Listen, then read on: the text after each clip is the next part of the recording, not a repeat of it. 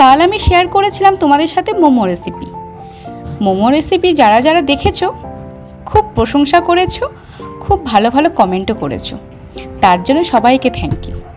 আর যারা দেখোনি তারা কিন্তু অবশ্যই দেখো আর বলো কেমন হয়েছে। আজ শেয়ার করব রেড চাটনি আর গ্রিন চাটনি। প্রথমে শেয়ার করে নেব রেড চাটনি। রেড চাটনি রেডি করার জন্য প্রথমে আমাদের একটা পাত্রে বেশ কয়েকটা লাল লাল টমেটো নিতে হবে। টমেটোটা একটু পাকা হলেই সুবিধে। আর বেশ কিছুটা পরিমাণ রসুনের কোয়া, আদা কুচি সামান্য পরিমাণ, তাতে জল দিয়ে নিয়ে নেব কয়েকটা শুকনো লঙ্কা। এখানে ঝাল যেরকম খাবে সেইভাবে কিন্তু শুকনো লঙ্কাটা ইউজ করতে হবে। ভালোভাবে সব কিছু বয়েল হয়ে গেলে একটু ঠান্ডা করেই নিয়ে তারপরেই টমেটোর যে উপরে যে লেয়ারটা থাকে সেটাকে তুলে নিতে হবে। এরপর সব কিছুকে একসাথে মিক্সার জারে দিয়ে খুব ভালোভাবে একটা পেস্ট রেডি করতে হবে। পেস্ট যখন রেডি হয়ে যাবে এবার একটা ফ্রাই প্যানে খুব সামান্য পরিমাণ অয়েল, সর্ষের তেল, সেটা দিয়ে ভালোভাবে গরম করে সেই মিক্সারটা দিয়ে দিতে হবে।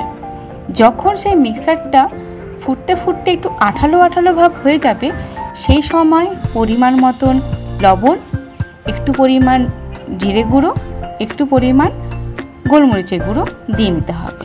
আর সামান্য হলুদের পরিমাণ খুবই সামান্য। তারপর দিয়ে নেব একটু চাট মশলা আর 1 চামচের মতন দিয়ে দেব সোয়া সস। দিয়ে খুব ভালোভাবে মিক্সারটাকে একটু ভালোভাবে ফুটিয়ে নেব। আর সাথে সাথে দিয়ে নেব কস্তুরি মেথি।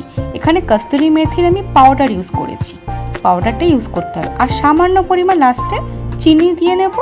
ভালোভাবে ফুটে আসলেই রেডি হয়ে যাবে আমাদের রেড চাটনি। খুব টেস্টি, খুবই ইজি। আর এই চাটনি কিন্তু আমরা ফ্রিজে 6 থেকে 7 দিনের মতো স্টোরেজ করে রাখতে পারি। এবার গ্রিন চাটনির জন্য 1 মুঠো ধনেপাতা, কয়েকটা রসুনের কোয়া, ঝালের জন্য এখানে কাঁচা লঙ্কা ইউজ করেছি, হাফ লেবু নেব, আর এখানে 1 চামচ লবণ আর হাফ বাটি টক দই।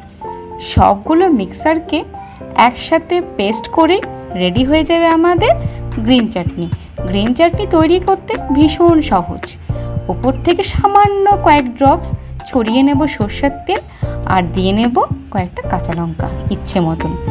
এই গ্রিন চাটনি, রেড চাটনি কিন্তু আমরা শুধুমাত্র মোমোতে ইউজ করব তা নয়। এই দুটো চাটনি আমরা মোমো, ইডলি, ধোসা সব কিছুর সাথেই কিন্তু খেতে পারি। খুব ইজি, খুব টেস্টি। কেমন লাগলো অবশ্যই বলো। ভালো লাগলে লাইক কমেন্ট অবশ্যই করো। Thank you. সবাই ভালো থেকো।